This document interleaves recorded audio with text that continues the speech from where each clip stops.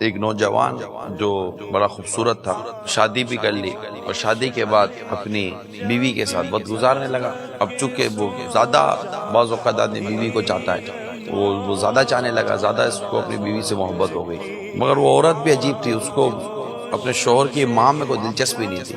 اب تھی وہ ساس بوڑھی، اتنی بوڑھی تھی کہ جو بھی اس کو دیکھتا اس پر ترس کھاتا، یعنی باہر کا بھی ترس کھاتا لیکن بہو کو اس پر ترس نہیں آتا تھا۔ اور ایسی عمر میں نا عموماً ماں اپنے بیٹے اور اپنی بہو کی خدمت کی بڑی اس کو حاجت ہوتی ہے کہ بیٹا بھی میری خدمت کرے گا تو میری بہو بھی میری خدمت کرے گی، ایک امید ہوتی ہے۔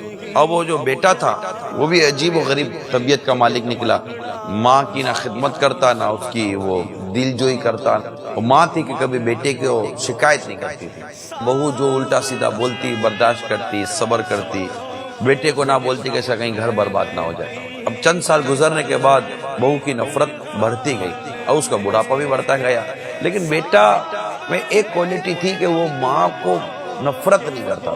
ایک دن دیکھا کہ بیوی افسردہ بیٹھی ہے، پوچھا کیا بات ہے جو اس کی طرح خوش نہیں ہو؟ جواب دیا تمہاری بوڑھی ماں جو ہے نا، اس کے ہوتے ہوئے کیا کوئی اس گھر میں ایسی مذاق کرے گا، کیا خوش رہے گا؟ اب بہت ہو گیا، ہمارا اب ایک ساتھ رہنا مشکل ہے، اب یا تو اس گھر میں رہوں گی یا تمہاری ماں رہے گی۔ اب یہ بھی بے بس ہو گیا، اندھیرے میں ماں کو کندھے پر اٹھا کر ایک جنگل میں لے جا کر اس نے پھینک دی۔ اب جنگل بیابان جہاں خونخوار جانور، اندھیرا تھا جنگل میں۔ تھوڑی دیر کے بعد یہ اجنبی بن کر ماں کے پاس آیا تو وہ زاروں قطار رو رہی، آواز بدل کر پوچھنے لگا اے بوڑھیا کیوں رو رہی ہے؟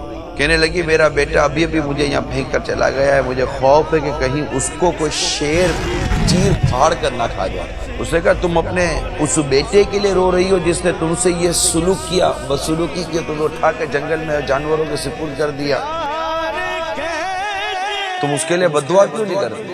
اب جملہ سنو اور پہچانی ماں کسے کہتے ہیں۔ کہنے لگی میری محبت اس کے لیے بددعا کرنے سے انکار کرتی ہے۔